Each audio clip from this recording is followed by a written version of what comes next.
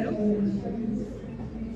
Congress party Vizag steel గురించి చిల్లర రాజకీయాలు చేస్తుంది అని హెచ్డి కుమారస్వామి గారు ఉక్కు శాఖ మంత్రి ఒక స్టేట్మెంట్ చేశారు.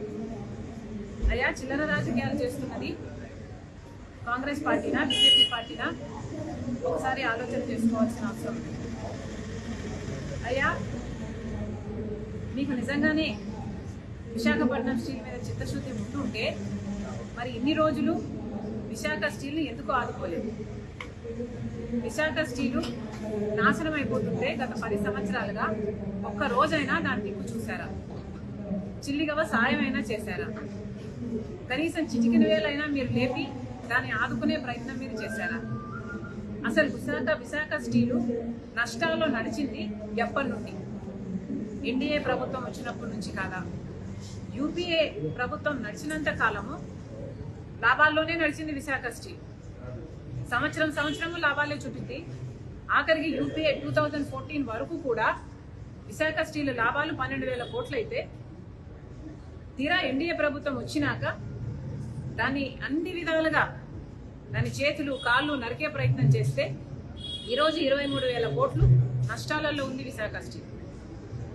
మరి చిల్లర రాజకీయాలు ఎవరు చేస్తున్నారు? విశాఖ స్టీల్ని ఆదుకోకుండా చిల్లర రాజకీయాలు చేస్తున్నది మీరు కాదా అని అడుగుతున్నారు. 4,200 మందిని ఉద్యోగాల నుంచి తీసేస్తే మేము హుటాహుటిన గురుక్కుంటూ వెళ్ళి మేము నిరాహార దీక్ష చేస్తామని బెదిరిస్తే కదా మీరు దిగొచ్చింది, వాళ్ళకి మళ్ళా ఉద్యోగాలు ఇచ్చింది. మరి చిల్లర రాజకీయాలు మేము చేస్తున్నామా లేకపోతే మీరు చేస్తున్నారు? మీరు నిజంగానే విశాఖ స్టీల్ని కాపాడే వాళ్ళైతే 4,200 మందిని ఎందుకు తొలగించారు? వాళ్ళని తొలగించడమే కాకుండా కాంట్రాక్ట్ ఉద్యోగస్తులు 14,000 మంది ఉన్నారంట. వాళ్ళకు పర్మనెంట్ చేయకపోగా ఉన్న వాళ్ళని కూడా తొలగిస్తే మీరా విశాఖ స్టీల్ని కాపాడేది? ఇప్పటికీ కూడా పర్మనెంట్ ఉద్యోగస్తులకి కూడా హౌసింగ్ అలవెన్స్లు మాకు రావట్లేదు అంటున్నారు. కాంట్రాక్ట్ ఉద్యోగస్తులు అయితే అసలు 4 నెలలు 5 నెలల నుంచి అసలు మాకు జీతాలే లేవు అంటున్నారు. మీరా కాపాడేది విశాఖ స్టీల్. విశాఖ స్టీల్ ఆదుకోవాలన్న ఉద్దేశమే మీకు ఉంటే ఎన్ని రకాలుగా ఆదుకొని ఉండకూడదు? 10 సంవత్సరాల అధికారంలో ఉన్నారే, గాడిదలు కాసారా? క్యాప్టివ్ మైన్ ఏమైంది? ఎందుకు ఇవ్వలేదు? సెయిల్లో మర్జర్ ఎప్పటి నుంచి అడుగుతున్నారు, ఎందుకు చేయలేదు?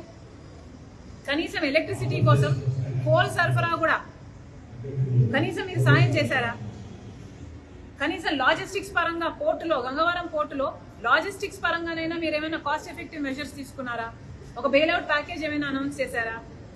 సంవత్సరం కనీసం జీతాలు కూడా ఇచ్చుకునే పరిస్థితి లేదు. ఆదుకున్న మొఖాలు కాదు మీ.